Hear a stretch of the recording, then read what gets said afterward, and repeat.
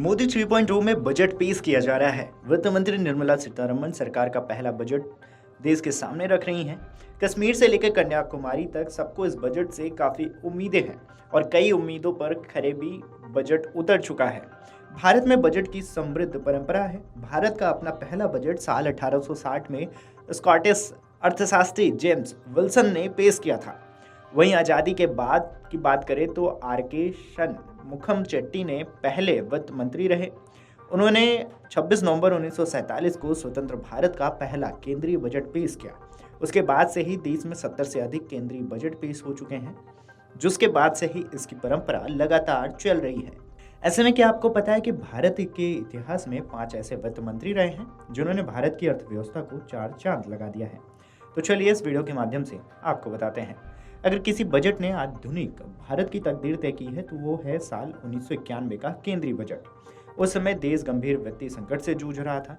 एक तरह से दिवालिया होने की कगार पर खड़ा भारत तत्कालीन वित्त मंत्री मनमोहन सिंह ने बतौर अर्थशास्त्री अपनी काबिलियत का इस्तेमाल किया और देश की अर्थव्यवस्था में महत्वपूर्ण सुधार किए। उस दौरान मनमोहन सिंह के बजट ने कस्टम ड्यूटी यानी विदेश से आने वाले सामानों पर टैक्स 220% से घटाकर 150% कर दिया। इससे भारतीय व्यापार वैश्विक स्तर पर अधिक प्रतिस्पर्धी हो गया। उन्होंने उदारीकरण की भी शुरुआत की। इसमें व्यापार में सरकार का दखल कम करके आर्थिक आज़ादी को बढ़ावा दिया। ये बजट भारत के आर्थिक इतिहास में मील का पत्थर साबित हुआ।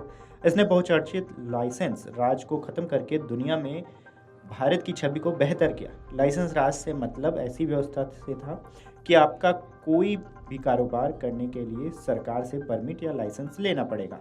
इसमें काफ़ी वक्त लगता और नौकरशाही की मनमानी खूब चलती रहती थी। मनमोहन सिंह के बजट ने भारतीय अर्थव्यवस्था में दुनिया का भरोसा बहाल किया, विदेशी निवेशकों को आकर्षित किया। इससे भारत की आर्थिक शक्ति बनने का रास्ता भी तैयार हुआ। पी चिदम्बरम ने 1991 की नरसिम्हा राव सरकार में वित्त मंत्री मनमोहन सिंह के मार्गदर्शन में काम किया था। उन्होंने आर्थिक और वित्तीय कुशलता परिचय 1997 का बजट पेश करके वक्त दिया। जब वो वित्त मंत्री बने, इस बजट को एक्सपर्ट्स ने ड्रीम बजट का तगमा दिया। इसमें पर्सनल इनकम टैक्स और कॉर्पोरेट टैक्स में भारी कमी की। सबसे अधिक पर्सनल इनकम टैक्स रेट को 40 से घटाकर 30% कर दिया गया। इससे करदाताओं को बड़ी राहत मिली और इसे भारतीय इतिहास के सबसे बजट में से एक माना जाता है।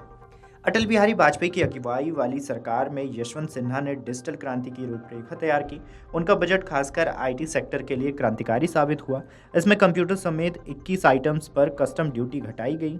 इससे देश की आईटी इंडस्ट्री में बूम आया और भारत का आईटी ग्रोथ का हब बन गया। प्रधानमंत्री नरेंद्र मोदी की अगुवाई वाली सरकार के पहले कार्यकाल में वित्त मंत्री का जिम्मा दिवंगत अरुण जेटली के पास था। उन्होंने ऐतिहासिक बदलाव करते हुए आम बजट और रेलवे बजट को मर्ज कर दिया। यह 92 साल की पुरानी परंपरा का अंत हुआ। अरुण जेटली ने दोनों बजट को मर्ज करके सुव्यवस्थित किया और एक बजट पेश किया। उसके बाद रेलवे बजट अलग से नहीं पेश किया गया। मौजूदा वित्त मंत्री निर्मला सीतारमण ने पहला बजट 5 जुलाई 2019 को पेश किया। उनका पहला बजट आर्थिक सुधार कॉर्पोरेट टैक्स को 30% से घटाकर 22% करना था। दरअसल अर्थव्यवस्था को नोटबंदी और जीएसटी लागू से बड़ा झटका लगा था। कॉर्पोरेट टैक्स घटाने से उद्योग जगत को उभरने में काफ़ी मदद मिली। सीतारमण को कोरोना महामारी के दौरान कोविड-19 इकोनॉमिक रिस्पांस टास्क फोर्स का प्रभारी बनाया गया। कोरोना काल में आर्थिक मुश्किलों को दूर करने के लिए देश के जीडीपी के करीब 10% के बराबर 20 लाख करोड़ रुपए के विशेष आर्थिक पैकेज का भी ऐलान किया गया। इसके साथ ही मोदी 3.0 में फिर बजट पेश किया गया। इसके बाद एक बार फिर बिहार और आंध्रा की चर्चा होने लगी। बजट में आखिरकार बिहार और आंध्रा और देश के विकास के लिए मोदी सरकार ने खजाने खोल दिए हैं। मोदी सरकार में गठबंधन में सहयोगी यानी चंद्रबाबू नायडू और नीतीश कुमार की चांदी हुई है। वित्त मंत्री निर्मला सीतारमण वित्तीय ने 23 जुलाई को वर्ष 2024-25 का आम बजट पेश किया। इस दौरान निर्मला सीतारमण ने बिहार को बड़ी सौगात दी है। वित्त मंत्री ने बजट में बिहार की सड़क संपर्क परियोजनाओं के लिए 26,000 करोड़ रुपए देने का ऐलान किया, तो वहीं आंध्र प्रदेश को 15,000 करोड़ रुपए की वित्तीय सहायता दी। अगर आप ये वीडियो YouTube पर देख रहे हैं तो हमारे चैनल को सब्सक्राइब करें और बेल आइकन को दबाना ना भूलें। अगर आप Facebook पर ये वीडियो देख रहे हैं तो हमारे पेज को लाइक करें।